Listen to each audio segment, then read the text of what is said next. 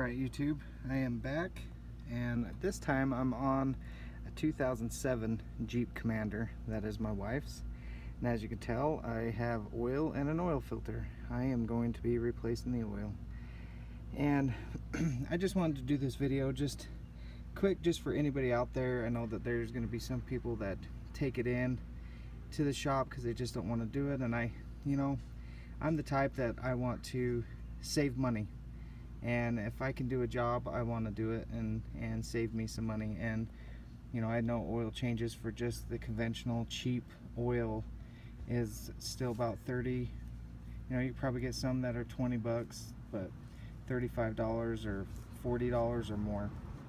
And as you can tell, this is full synthetic, and I like Mobil one full synthetic. I use it in most of my cars, and I like the Fram filter just because of the grip on the back, easy to get off and on. But anyways, I'm going to show you just how to replace your oil, and when I come back I will be underneath the Jeep Commander. Okay, I'm back. I'm under the Jeep Commander right now, and as you can tell, the oil pan is right there where the camera is facing. And the best way, I'm using a 13mm 6-point socket. I think my bolt is kind of rounded a little bit, and this one actually will get it off. But have your oil can, whatever you're going to use to catch the oil, have it underneath, and make sure the car's off. Make sure it's as cool as possible. You don't want to replace it when the oil's hot, it will burn you. So just go and I already kind of loosened it.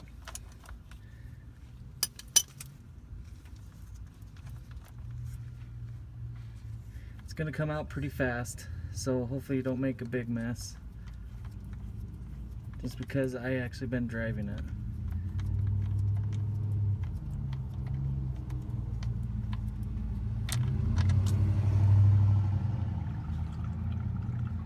Just let it drain in.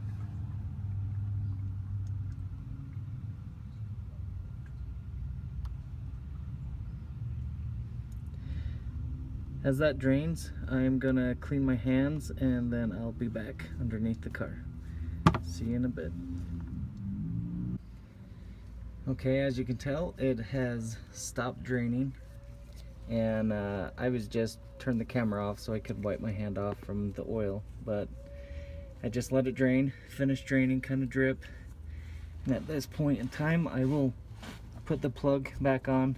The plug is kind of rounded a little bit, and it's okay, I can still get it off, so I will not replace it this time. But you just go into an auto parts store and pretty well find a new plug and stuff for it if I needed to.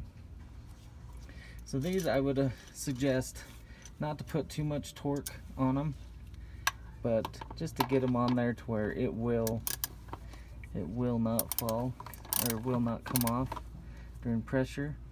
So I just kind of put a little bit on there and then be good with that. I will be back. I will get it set up for replacing the oil filter, and I'll be back at that point. Okay, I'm back, and fun thing about oil filters is you gotta find them. They're usually not too bad, but my oil filter is up front. It's right there. And it's just the same righty-tighty, lefty-loosey to pull on and off. You got a little drain right here that helps drain it. So I'm going to try my hardest to reach up. Actually, I am going to just loosen it, and then I will be back to, I need both my hands to do this, and I will be back at that point. Okay, as you can tell, I opened it up, oil came out. These aren't really torqued on very tight, but just to give you forewarning, I'm going to pull it out going to give you forewarning. You're going to probably make a little bit of a mess here. There is oil still inside. You're going to make a little bit of mess, so just do your best to pull it out and try to catch it. Just kind of keep it upright until you can get it over your oil dump. I'll be back at that point and see you in a bit. Okay, I'm back. As you can tell, it's off. And one thing you want to pay attention to is to make sure that the gasket on your old one came up. So we'll do that right now.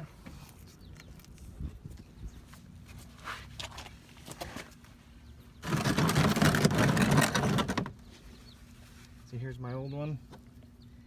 The rubber seal did come off with the oil filter. It has been known that these actually come off and they're stuck to the body, to the actual engine.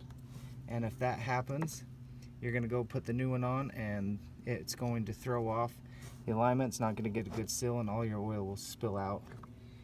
It's actually happened to my brother-in-law, and so he's the one that's kind of warned me on doing that. So I would suggest just to make sure that that gasket comes off with the oil filter when you're done. Then you grab your new oil filter, and what I like to do with the oil filter is just kind of put a nice little bead of oil. I'll just even use the older oil.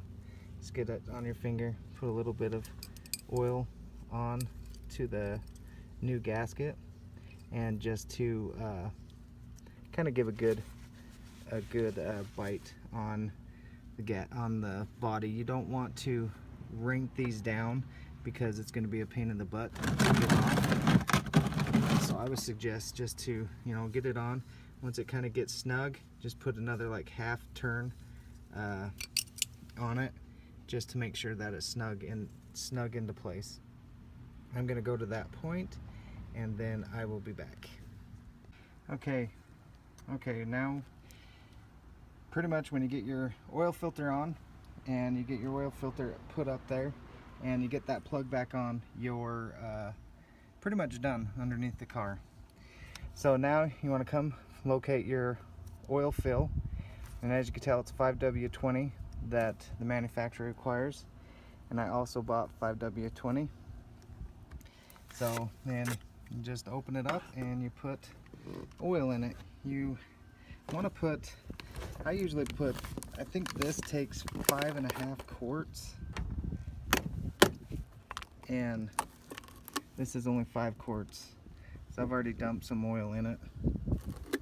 So what I'll do is I'll put about 3.5, 4 quarts in it and check the dipstick.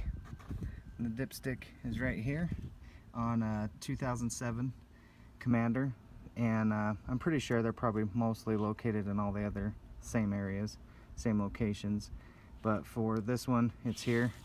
So I would put about, I've already put a quart in, I'd put probably another about 2-3 quarts in, check the dipstick, see what it's at.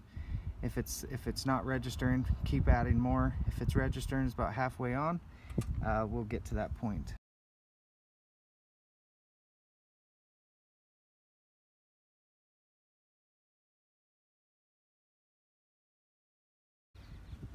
Okay, I'm back. As you can tell, it's not quite in the safe zone, so I am going to add some more oil at this point and get it kind of in the safe zone, a little above the safe zone, because once I start the engine, it's going to fill up the oil filter, and then hopefully it will take us right into where we need it to be.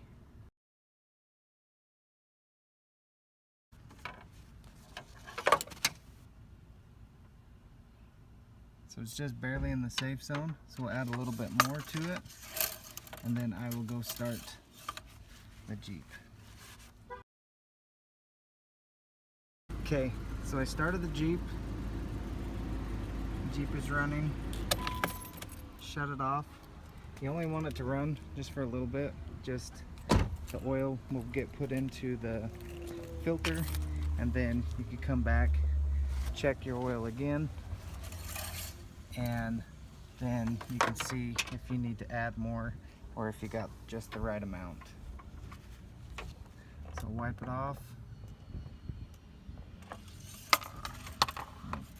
and check it on this one.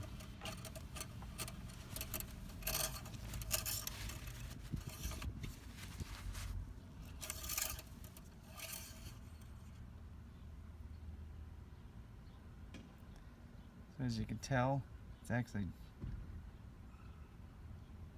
lower on the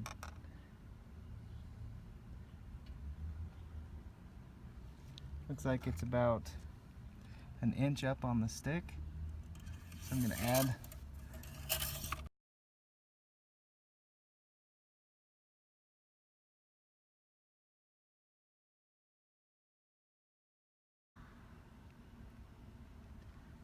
okay, it's in the safe zone, and that's it.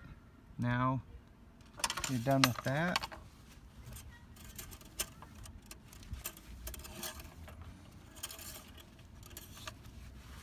And with that, you put the lid back on and just clean up your mess. That's how you do an oil change on a 2007 Jeep Grand Cherokee, and pretty much any car out there. Pretty much all cars are about the same. You just get the oil filter, find where all your stuff is, and just change it, and you save a bunch of money over time. I picked this oil up at Walmart. It's about, I think I paid $25 for it, and it's a lot cheaper, and I find then going to O'Reilly's or any of those automotive stores, they're about $10 more in oil, and it's the same oil you can get at any store. So I prefer going to Walmart just because I find that their prices are a little bit cheaper for some things, and this happens to be one of them, and their filters are just a little bit cheaper as well.